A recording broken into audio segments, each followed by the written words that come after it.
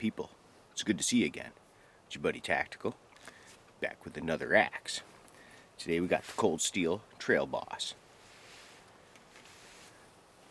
Technical specs on this thing, 23 inches overall.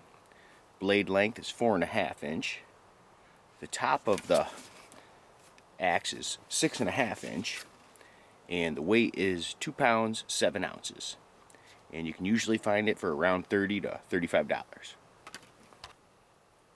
Now it's got a hickory handle. Now I bought 2 of these, and one looked better than the other one. This was the crappier one, so I thought I'd just beat this one up. I don't know if you can see that or not. You see the dark? That's actually part of the heartwood, which you do not want in a handle. So I guess it makes it weaker. That and the grain, it's hard to see in this light, but the grain ain't that great on this one. The other one was a little bit better. The other one had a chip on here, but overall it was better than this one. And it was sharper than this one, but this one doesn't seem too bad. It does have a coating on the head of the axe, so you'll have to get that off when you want to sharpen it. And it does come with that stupid poly shit on it. So I sanded that off and put some linseed oil on there, which is a lot better. Then you won't get blisters and shit. And I pre-wrapped the handle so I don't screw it up.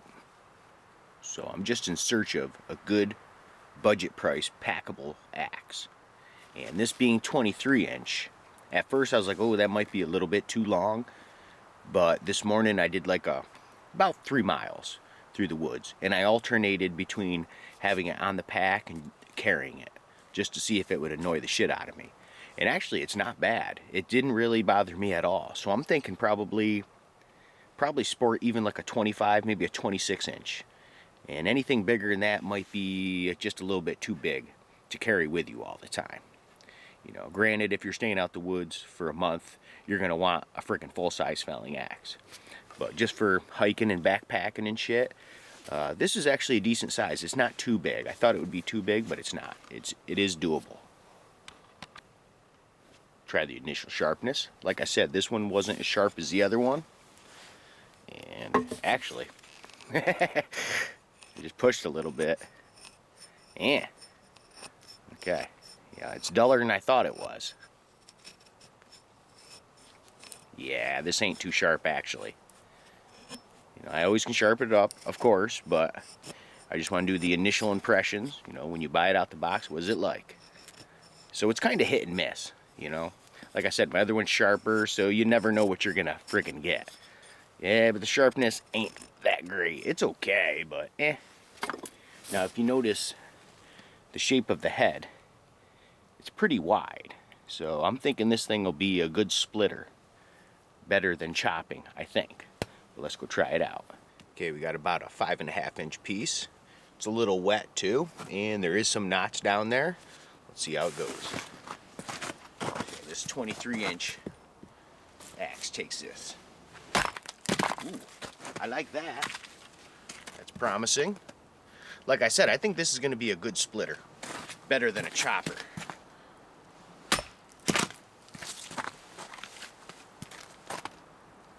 So far, so good. Ooh, there's a little bit of dirt. Frozen dirt on there. Let me flip her over.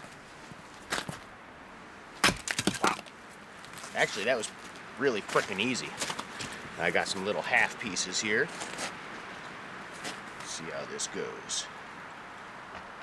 Getting them to stand is always the biggest challenge.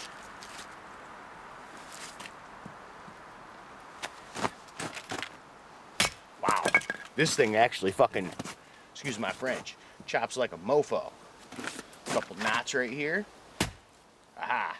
Like I said, knots are your worst enemy. Oh, I just hit the frickin' handle a little bit, dumbass. That shit happens, right? That's why I wrapped it with paracord. Nice. So, since that was so darn easy, I thought I'd pick a super knotty piece. I mean, there is tons right there. This will definitely be a challenge for it. Let's give it a whirl. Sank in pretty good though. As you can see, like I said, look at all those freaking knots.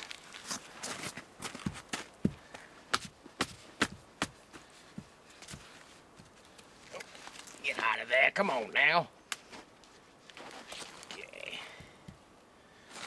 that again. See if we can finish her off.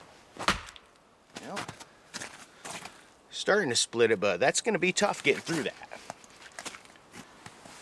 Okay, I just flipped it over to make it a little bit easier. Oh yeah. Whoops. Okay, should be one more to finish her off. There she is.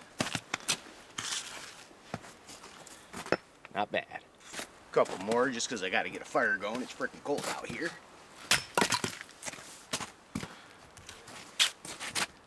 It's actually splitting even better than I thought it was. Or I thought it would.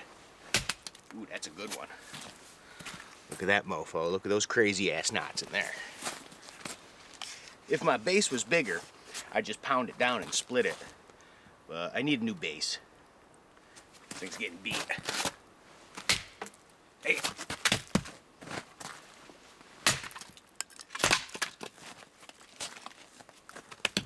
Oh yeah. Yeah, we'll do one more just because splitting is fun to do. Oh, nice.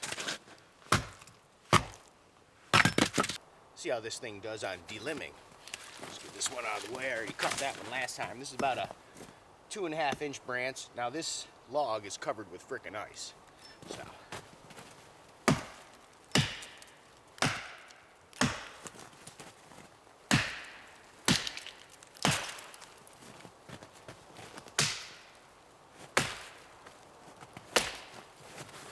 Get out of my way.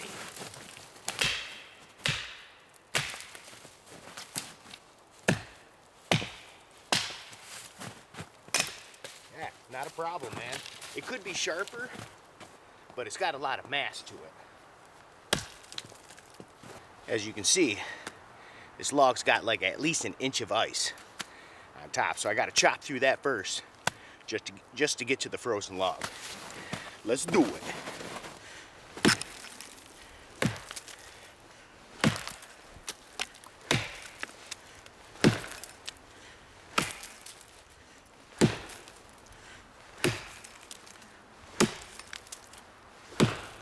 Okay, close up of the damage.